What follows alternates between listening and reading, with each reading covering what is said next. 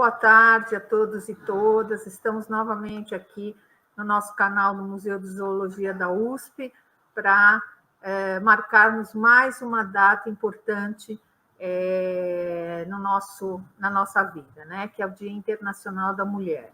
É um dia de luta, de resistência na ciência, principalmente nos últimos tempos que a gente tem vivido a ciência no nosso cotidiano, no nosso dia a dia, na pele, né?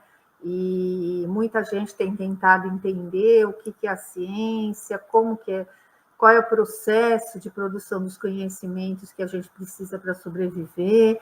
E o Museu de Zoologia, como de praxe, todo ano faz algum tipo de evento marcando esse dia tão importante que é o Dia Internacional da Mulher, enfocando pesquisadoras, técnicas, estagiárias, estudantes de pós-graduação, de pós-doutorado, aqui do Museu de Zoologia.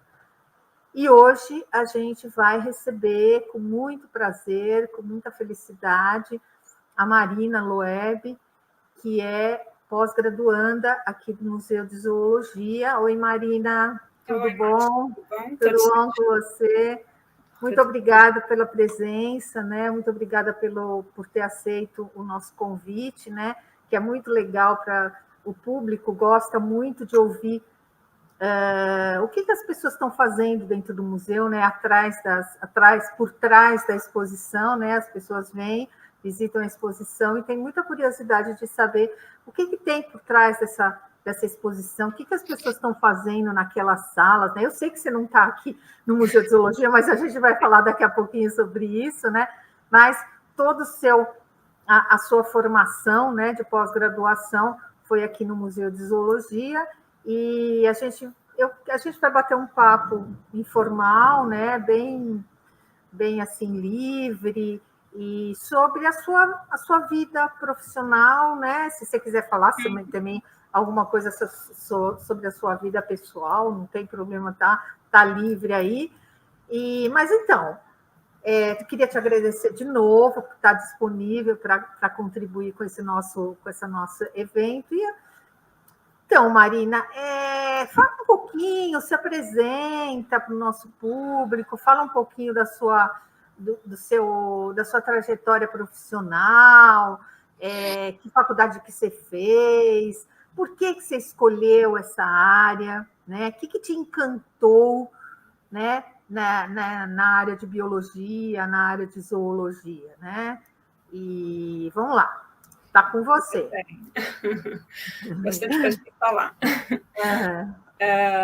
Primeiro, eu gostaria de agradecer o espaço, agradecer a Márcia, agradecer a Beatriz. É Beatriz, a sua estagiária, certo? A Beatriz é a que está aqui atrás das câmeras aqui. Sim. Que eu sempre esqueço de agradecer também, né?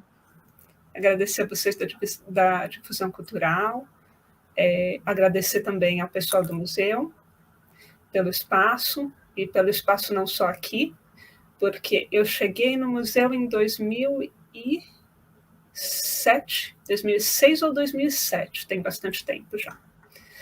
Então, e eu tenho contato com todo mundo, com técnicos, com seguranças. Então, eu gostaria de fazer um grande agradecimento para todo mundo no museu, por, né, todo esse tempo de trabalho aí.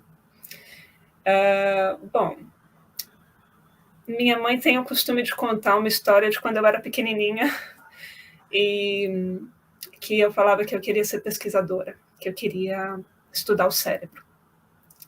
E eu sempre quis ser pesquisadora. Eu sou uma das pessoas que desde pequena meio que já sabia o que queria, sabe? Só que eu não conhecia biologia. Eu fui conhecer a biologia quando eu estava no colegial, né? Então eu cresci pensando que eu seria médica. Essa era a minha... No início era o que eu queria fazer. E quando eu comecei a estudar biologia, eu falei, nossa, existe isso também, que interessante. E aí eu fui me encantando pela biologia e escolhi fazer biologia, né? Estudar biologia. Eu gosto muito de química também, então eu também prestei química no vestibular. Adoro. Mas, enfim, acabei optando por biologia e sou muito feliz na área, estou na área até hoje, consegui, né, continuar e, enfim, tenho bastante coisa aí para contar. Eu entrei em 2002 na Universidade Federal de São Carlos, foi onde eu fiz a graduação. Fiquei 5 anos fazendo minha graduação. Fiquei 1 ano a mais, porque eu sempre gostei de me envolver em projetos de extensão. Legal.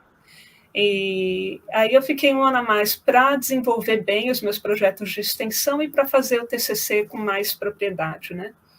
Então, para quem não conhece, o TCC é como se fosse uma monografia que a gente escreve e precisa ter esse trabalho, a gente passa por uma banca para obter aprovação e aí sim se formar, né, no bacharelado. E na época, inclusive, o curso, eu tinha a dupla formação. Eu me formei como bacharel e como licenciada, né, que se diz na licenciatura de biologia. Então, era uma carga horária pesada também, né. E, bom, quando eu estava na graduação, eu comecei a estagiar no laboratório de genética, porque eu acho genética muito interessante. Eu acho uma área que responde perguntas muito interessantes.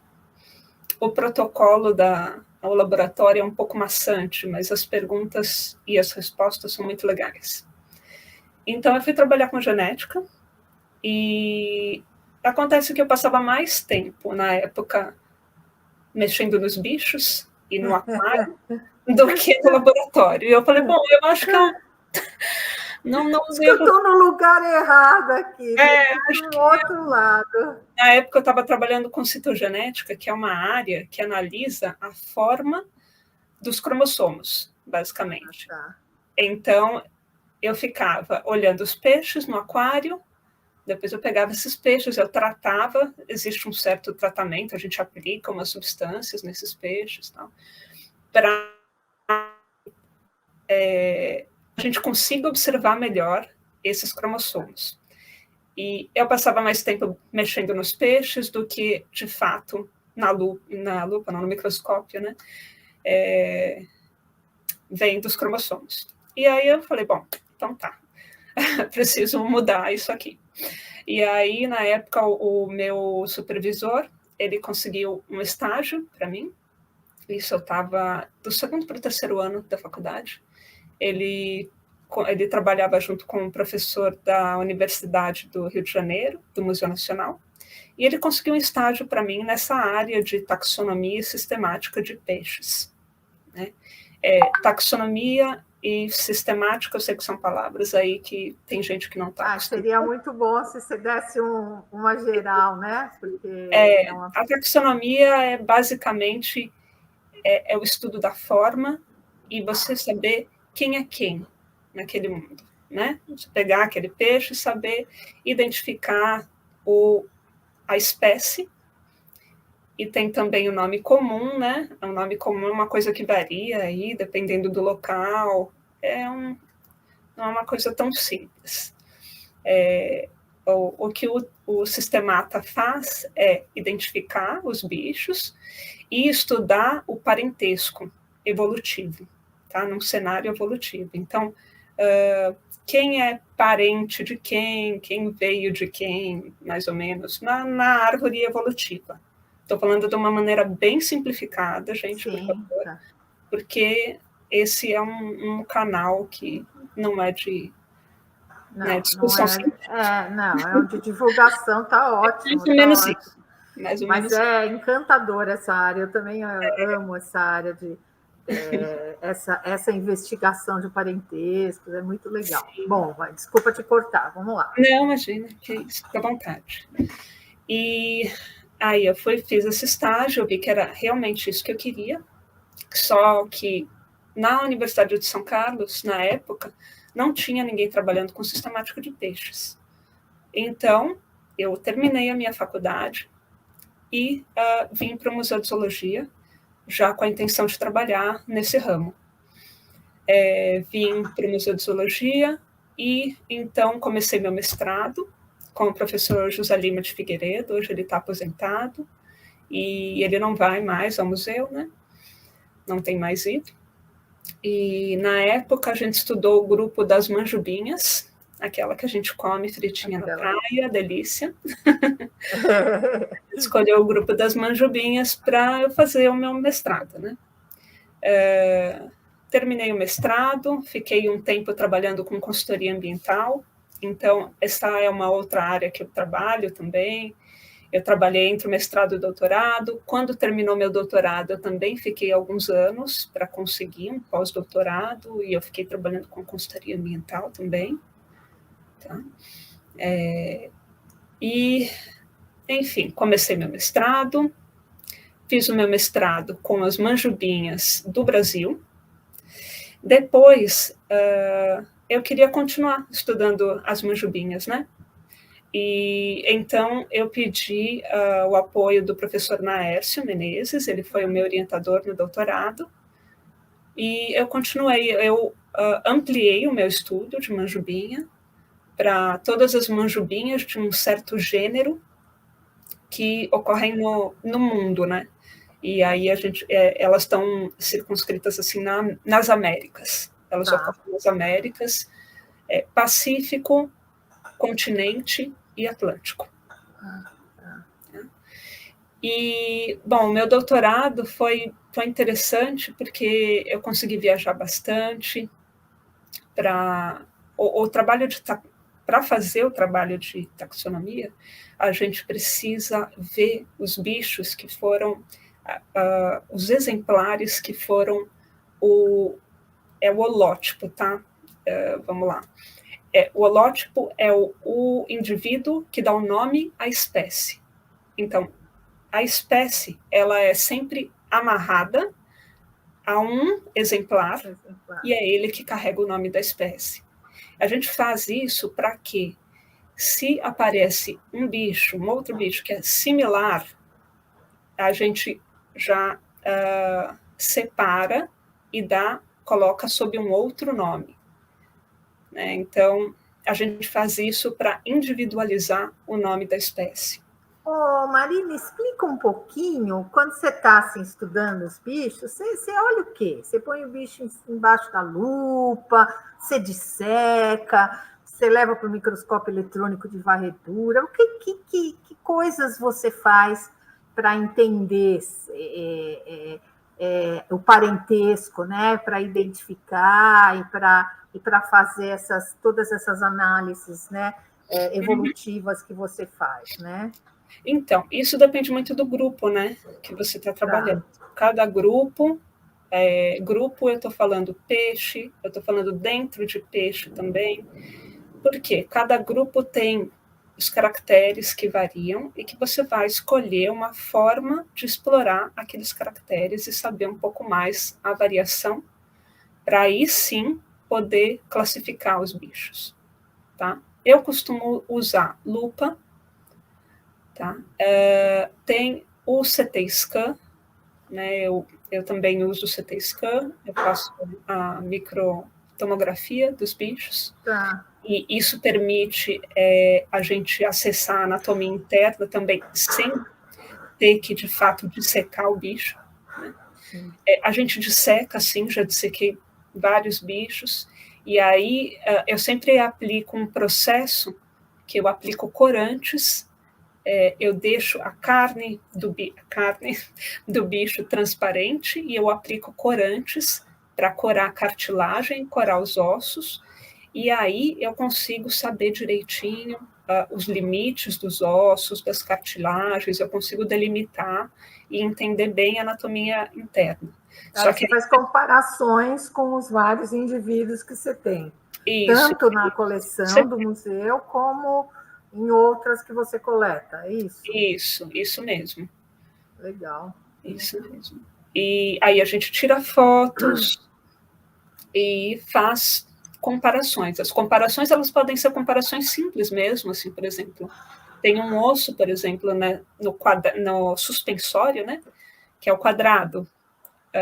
Eu posso dizer que numa espécie o quadrado é mais amplo e dá uma certa medida ali do que na outra, ou eu posso até aplicar uma fórmula de volume, alguma coisa matemática mesmo. Isso depende da necessidade. Sim, sim. Que eu quero ali. Tá. E a partir daí, então, você consegue fazer essas, depois de coletar todas essas análises, as informações, você faz as análises de relações de parentesco, né? Muito Isso legal. Mesmo. É muito bacana, assim. Aí depois você estava falando do seu doutorado, que você foi com o professor Naércio. Isso, eu fiz com o professor Naércio.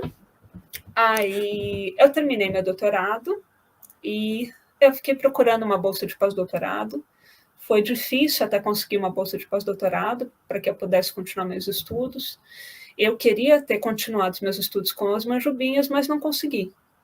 Então, o professor Naércio, ele e outros colegas fizeram um projeto, um grande projeto temático na FAPESP sobre peixes elétricos.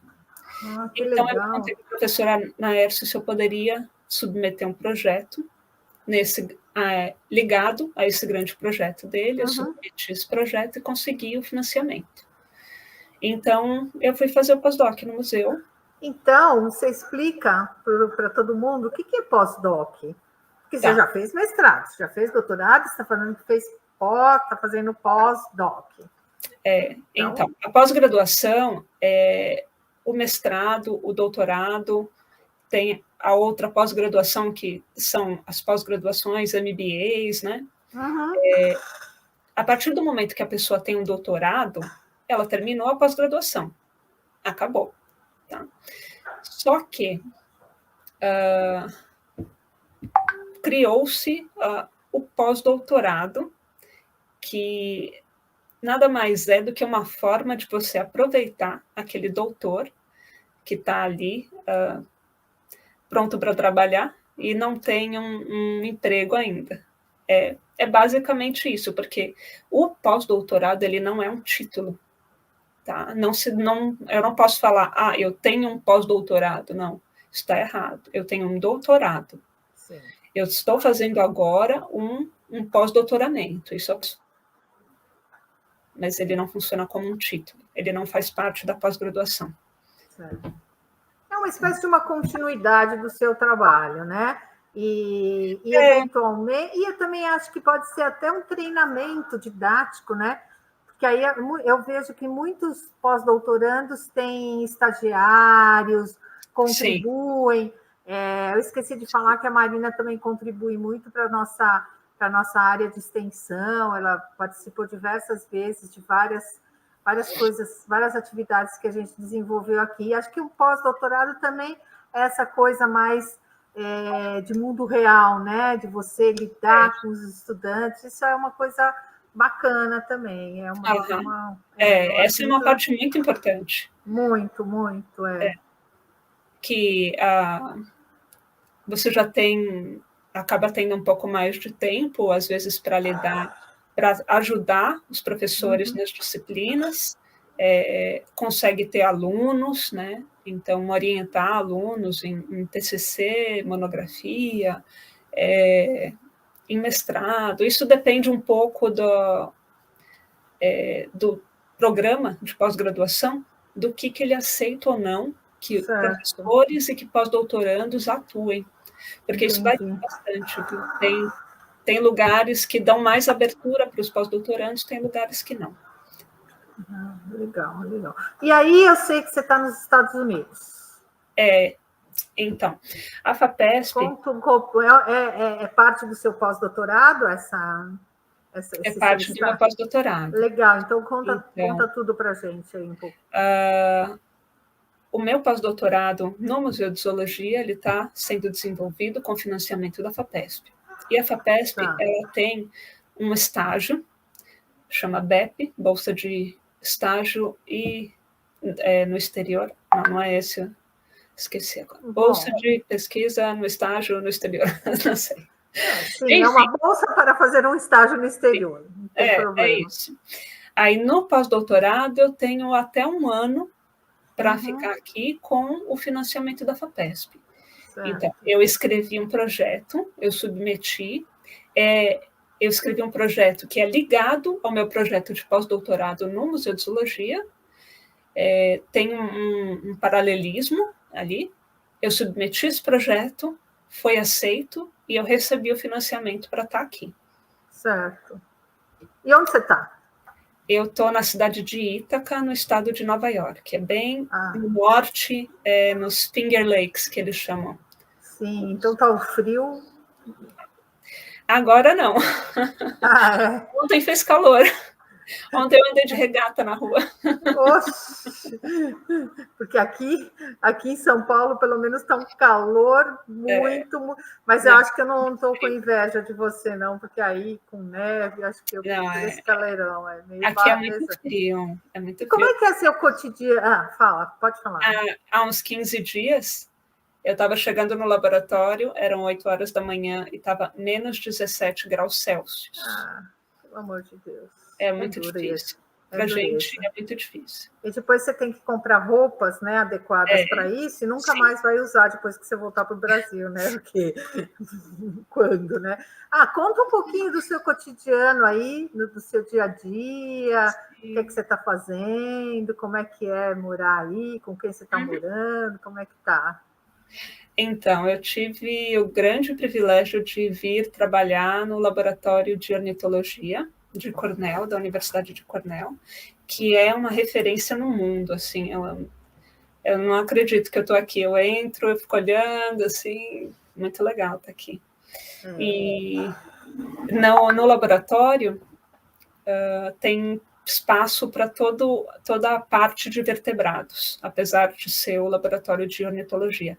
É que o laboratório de ornitologia ele é muito famoso, ele angaria muito recurso, e o prédio ele é majoritariamente da ornitologia.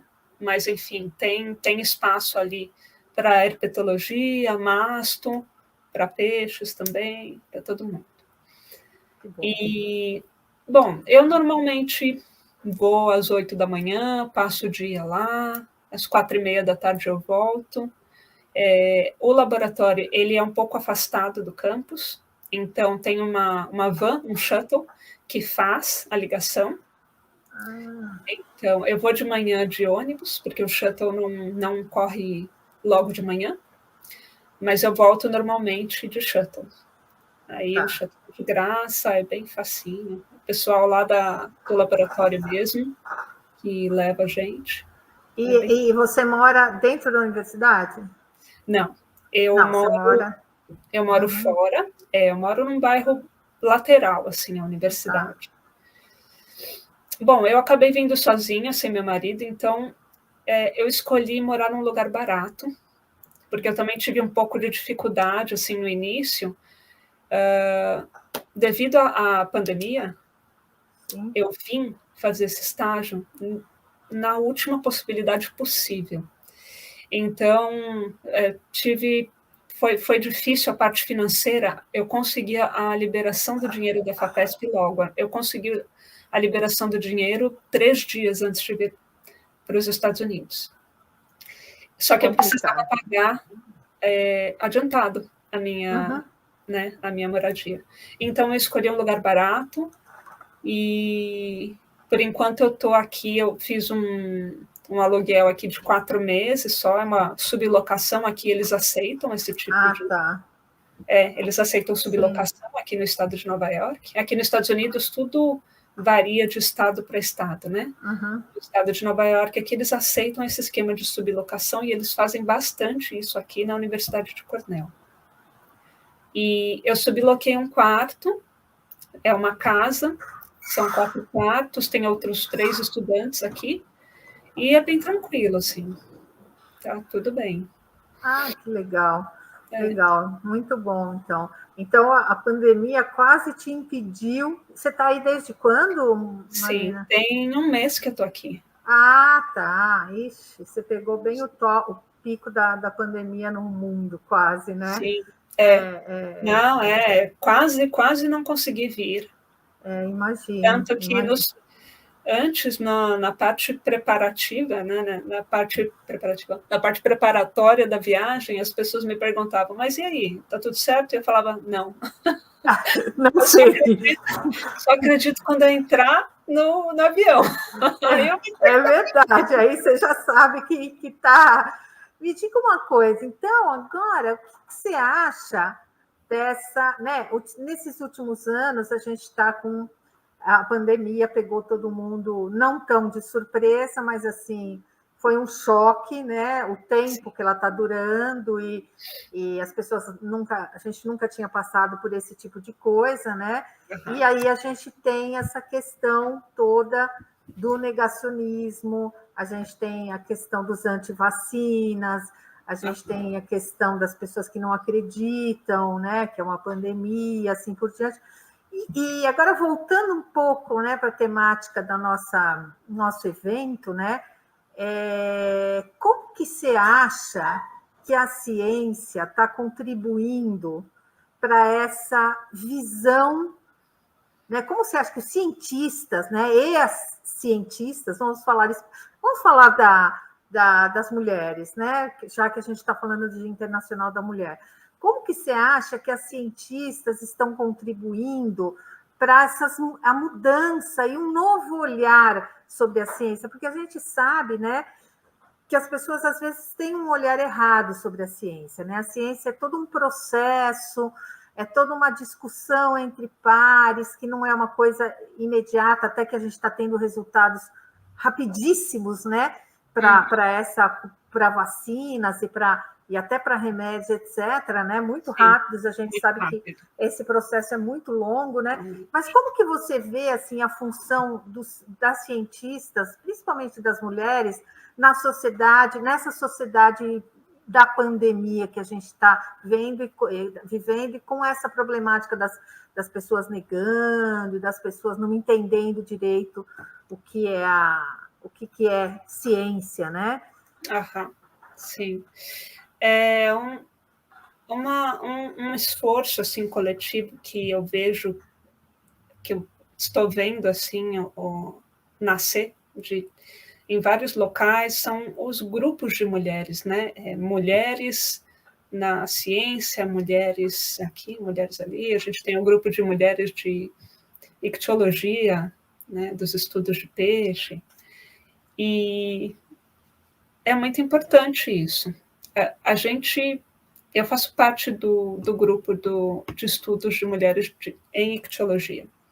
E a gente fez um trabalho assim bem fundamentado, fizemos um levantamento grande e a gente realmente viu que existe um viés na formação de cientistas, no emprego de cientistas mulheres.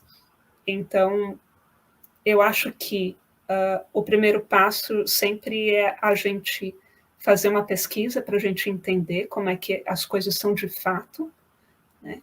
E abrir um espaço para a gente poder conversar sobre os problemas e sobre como fazer para resolver, porque não é simples resolver essa questão, né? Sei lá, são diversas medidas, diversas ações que a gente tem que tomar, né? Então, eu fico muito feliz de ver a quantidade de opções que estão surgindo e de grupos e de espaços de discussão. Eu também sou de um grupo de mulheres, de vários grupos de mulheres que discutem vários aspectos, e eu acho muito importante, né? Você falou uma coisa fundamental, que é você pesquisar de fato para ver qual é a realidade, né? O que está acontecendo, e tentar planejar ações, né, que minimizem essa questão, sim, né? Porque é claro que todo mundo é capaz de fazer tudo, né? Mas as mulheres, eu também acho que tem algumas especificidades, né? As mulheres podem ser mães, né? Tem mulheres querem ser mães, outras não. Mas as mulheres mães têm um problema que são os filhos, quer dizer, não é um problema, né? Tem os filhos, que é uma coisa a mais, né? E a gente sabe muito bem que os filhos são é uma responsabilidade, é uma coisa importantíssima, é um lado importantíssimo da vida da mulher. Ela então tem a gravidez, tem os filhos, e tem a questão de corpo, né? E tem a questão também até hoje, né, do segunda jornada, né? Mesmo que a gente cultural, essa coisa cultural de que a mulher é muito responsável pelas coisas. Então, eu acho fundamental, né? E é por isso que a gente também começou a dar esse espaço, né? A destacar e marcar essas datas, né? Essa data do Dia Internacional da Mulher, porque a gente tem muitas mulheres que trabalham no museu, e no fim acaba sempre falando os cientistas, né? Homens, nada contra os homens, mas é uma coisa cultural mesmo, é uma coisa que vem e que a gente mesmo, nós mulheres, precisamos conquistar esses espaços, né? Através desses grupos que você falou, né? Você tem alguma inspiração, assim? Você tem alguma mulher ou mulheres ou sei lá que te inspiraram, que te inspiram tanto para a questão da sua pesquisa científica quanto para a sua vida? Uhum. Então, eu não cresci com nenhum exemplo de cientista nessa área de biológicas, né? Minha tia é cientista social, mas eu não cresci com um exemplo de cientista de laboratório, essa Sim. coisa na minha família. Uhum. Tá. Eu segui o que eu queria mesmo, o que eu via para mim. Depois, quando eu fui trabalhando, fui estudando, né, na universidade, e quando eu fui me formar na pós-graduação, sim, eu hoje tenho diversas pessoas que eu admiro muito, diversas mulheres que eu admiro muito.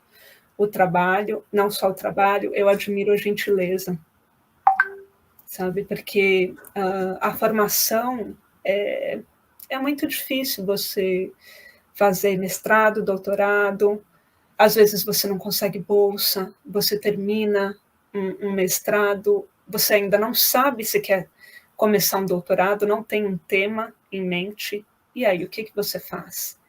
Porque quando você está fazendo um mestrado, você está trabalhando, você tem que ter aquela dedicação integral. Tem. Você consegue dar aula, consegue fazer outras coisas? Sim, consegue. Mas é um pouco difícil. Muito significante. Para você ter uma outra fonte de renda. Com certeza. E a gente fica perdido. É muito difícil o caminho acadêmico. Então... Precisa de uma disponibilidade pessoal muito grande, né? Pessoal, não é só... Nossa, é muito que a gente investe da vida pessoal, da vida financeira. Isso. É complicado, né? Eu tenho sim, muitas pessoas que eu admiro muito. Você já alguma vez já se sentiu assim, preterida em algum lugar, em algum emprego, alguma bolsa por ser mulher? Isso não aconteceu comigo, sou muito feliz de isso não ter acontecido comigo ainda. Eu me senti preterida algumas vezes, sim, por ser mulher, talvez por ser mais nova, quando eu cheguei no museu, no laboratório, mas eu acho que também não era só questão de ser mulher, mas sim também de ser mais nova, porque já tinha um pessoal mais velho, mais amigo ali, e eu estou falando profissionalmente mesmo, porque as pessoas chamavam umas às outras para trabalhar em algum artigo científico, ou para ir a campo, vamos comigo pegar aquele bicho tal que está no rio, e eu às vezes não era chamada, e eu comecei a ser chamada pelas mulheres. Eu acho que as mulheres têm uma generosidade, talvez seja porque assim sentem que já viveram na própria pele, talvez. Não sei, né? Sim. Mas é que também eu acho que, de modo geral, as mulheres têm um olhar mais cuidadoso. Sim, eu concordo com você, concordo com você. Mais gentil, assim.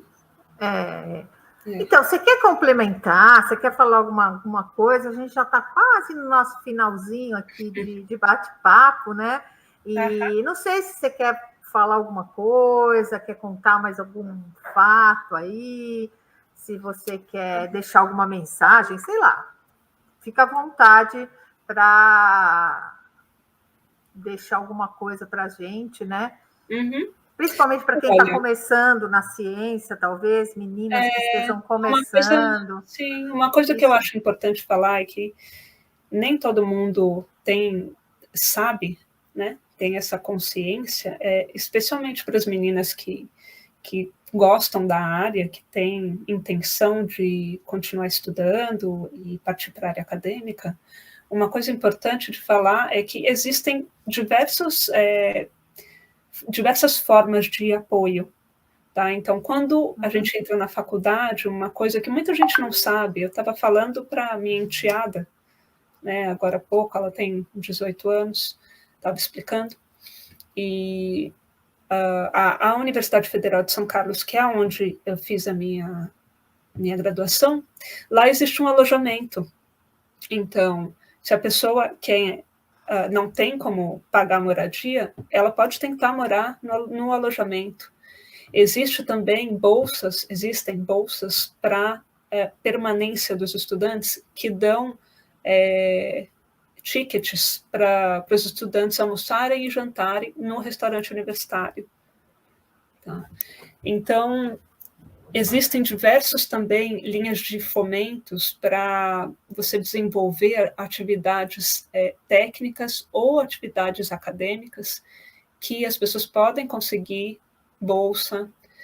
O valor não é alto, é baixo, sim, mas existem opções para seguir a área.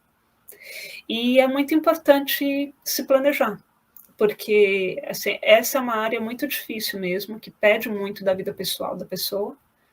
Vida pessoal da pessoa foi bom, né?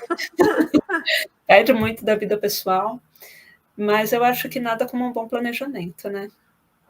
De fato, de fazer. Eu acho que a gente tem que planejar mesmo o que a gente está querendo para a gente poder optar. E é legal porque principalmente eu acho que só as universidades públicas, elas têm todo esse apoio, né? E essas verbas de permanência, que é dormitórios, alojamentos, comida, muitas vezes deslocamento, né? Na USP, na Universidade de São Paulo, talvez você já saiba, tem um programa de bolsas, né? Que você pode desempenhar um trabalho em qualquer unidade da USP, dentro de vários projetos que existem. Você dispõe lá de 10 horas por semana, você trabalha junto àquela unidade, quer dizer, você já ganha uma graninha, né? Você já consegue se movimentar, então eu acho que já é uma maneira de incluir, né? Eu acho que isso é importante também, porque muitas vezes as meninas, elas não têm, não sabem nem onde procurar. Eu não vou fazer porque eu não tenho dinheiro. Ou eu nunca vou entrar na universidade. Não, né? Todo mundo pode entrar. Não é assim. Não é assim. Eu nunca fui rica na minha vida, sempre tive pais com nível socioeconômico de imigrantes, né? Eram todos imigrantes, e a gente também tem que batalhar e procurar, né? Ir atrás, eu acho. Isso é super importante, né? Sim. A gente já está no final do nosso planejamento, aqui falando em planejamento. E, Marina, eu queria te agradecer, eu acho que foi super legal, foi um bate-papo leve, sem muita burocracia, e eu acho que foi muito legal você contar toda essa experiência, desde quando a sua mãe falava, que contava uma historinha, que você queria ser pesquisadora, porque, de fato, tem gente que não é assim, mas tem gente que é assim.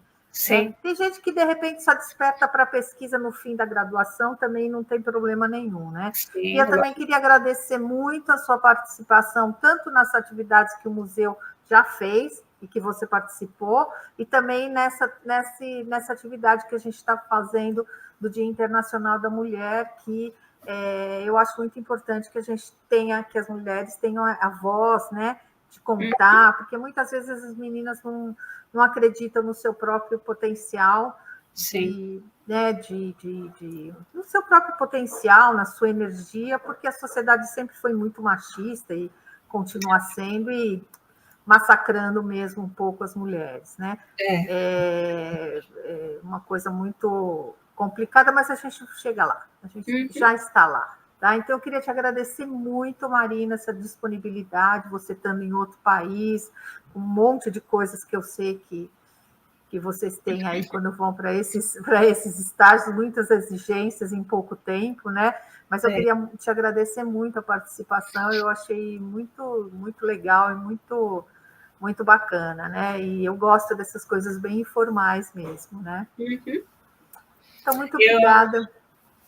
Eu também queria agradecer pelo espaço. Imagina. E pela gentileza da entrevista também.